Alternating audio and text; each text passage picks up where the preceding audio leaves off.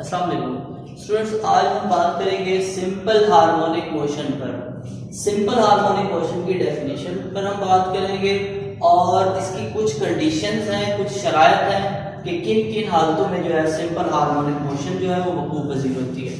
तो देखते हैं इसकी डेफिनेशन। सबसे पहले डेफिनेशन में है कि सिंपल हार्मोनिक मोशन अकर्स, ये उस वक्त वकूअ पज़ीर होती है, उस वक्त अमल में आती है when net force is directly proportional to displacement, जब नेट फोर्स जो है डिस्प्लेसमेंट के डायरेक्टली प्रोपोर्शनल होती है।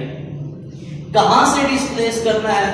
फ्रॉम मीन पोजीशन, इसको मीन पोजीशन से हमने डिस्प्लेस करना है। देखिए हमने बात करनी है कि एक जिस्म है जो अपनी वस्ती पोजीशन पर मौजूद है, अपनी मीन पोजीशन पर मौजूद है। ये मीन पोजीशन क्या है, वस्ती पोजीशन क्या है, ये हमने 9th क्लास में देखा था कि एक ऐसा जिस्म जो लटकी हुई हालत में मौजूद है और उस पर कोई भी नेट फोर्स अमल नहीं कर रही, मतलब वो रेस्ट में है, इक्विलिब्रियम में है। तो जिस पोजीशन पर वो बॉडी मौजूद होगा वो उसकी मीन पोजीशन होगी। उस सूरत में उस पर कोई नेट फोर्स अमल नहीं कर रही होगी। अगर उस हालत में हम उस पर फोर्स एक्ट करते हैं, नेट फोर्स लगाते हैं, तो लाजमी बात है वो जिस्म जो है वो अपनी पोजीशन से डिस्प्लेस कर जाएगा। डिस्प्लेस कहां से होगा? मेन पोजीशन से होगा, वस्ती पोजीशन से होगा। लेकिन यहां पर देखें हम कि अगर हम फोर्स कम लगाते हैं तो डिस्प्लेसमेंट कम होगी, अगर हम फोर्स ज्यादा लगाते हैं तो डिस्प्लेसमेंट ज्यादा होगी। तो ये बात यहां पर कर रहे हैं कि सिंपल हार्मोनिक मोशन के लिए भी यही चीज जरूरी है कि नेट फोर्स जो है मीन पोजीशन से डिस्प्लेसमेंट के डायरेक्टली प्रोपोर्शनल होनी चाहिए।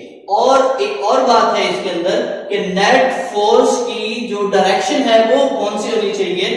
तो इसमें लिखता है it is always directed towards mean position, इसकी सिमत जो है वो वस्ती पोजीशन की तरफ होनी चाहिए। मतलब सिंपल हार्मोनिक मोशन उस वक्त अमल में आएगी जब हम बॉडी को मीन पोजीशन से फोर्स लगाकर डिस्प्लेस करेंगे और उस फोर्स की डायरेक्शन जो है वो मीन पोजीशन की तरफ ही होगी।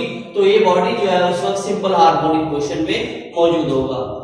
अब हम नेक्स्ट देखते हैं कि कौन कौन सी कंडीशंस हैं, कौन कौन सी शराइत हैं कि सिंपल हार्मोनिक मोशन जो है बॉडी में मौजूद हो। ये एक बहुत इंपॉर्टेंट शार्ट क्वेश्चन है कि बच्चे कंफ्यूज होते हैं कि कंडीशंस जो है बुक में कहां से हम ढूंढें। उसमें 2-3 बातें हैं जो आप नोट कर लेंगे, मैं लिखवा रहा हूं। सबसे पहली कंडीशन जो है वो है कि बॉडी का जो एक्सेलरेशन है should be directly proportional to X. यहाँ पर एक्स का मतलब जो है वो डिस्प्लेसमेंट ही है, मतलब एक्सेलरेशन डिस्प्लेसमेंट के डायरेक्टली प्रोपोर्शनल होना चाहिए। डिस्प्लेसमेंट अगर ज्यादा हुई है तो एक्सेलरेशन उसमें प्रोड्यूस ज्यादा होना चाहिए। ये पहली शर्त है सिंपल हार्मोनिक मोशन के लिए कि acceleration should be directly proportional to displacement. Acceleration वस्ती पोजीशन से एक्स के यानी डिस्प्लेसमेंट के डायरेक्टली प्रोपोर्शनल होना चाहिए। तो ये सिंपल हार्मोनिक मोशन के लिए पहली शर्त है। इसके बाद दूसरी शर्त देखते हैं, वो कहते हैं कि सिस्टम शुड बी फ्रिक्शनलेस। ये जो सिस्टम है उसमें फ्रिक्शन मौजूद ही ना हो। फ्रिक्शन की मौजूदगी में सिंपल हार्मोनिक मोशन मौजूद नहीं हो सकती। तो दूसरी कंडीशन यही होगी कि सिस्टम शुड बी फ्रिक्शनलेस।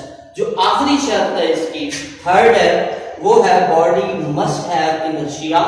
कि जिस्म सिंपल हार्मोनिक मोशन में है उस जिस्म में इनर्शिया मौजूद होना चाहिए और इसके साथ साथ एंड रेस्टोरिंग फोर्स, और जिसमें जो है वो रेस्टोरिंग फोर्स भी मौजूद होनी चाहिए। तो आज हमने देखा है सिंपल हार्मोनिक मोशन की डेफिनेशन को और इसके लिए जरूरी जो कंडीशंस हैं, 3 कंडीशंस है हमारे पास, ये हमने देखी हैं।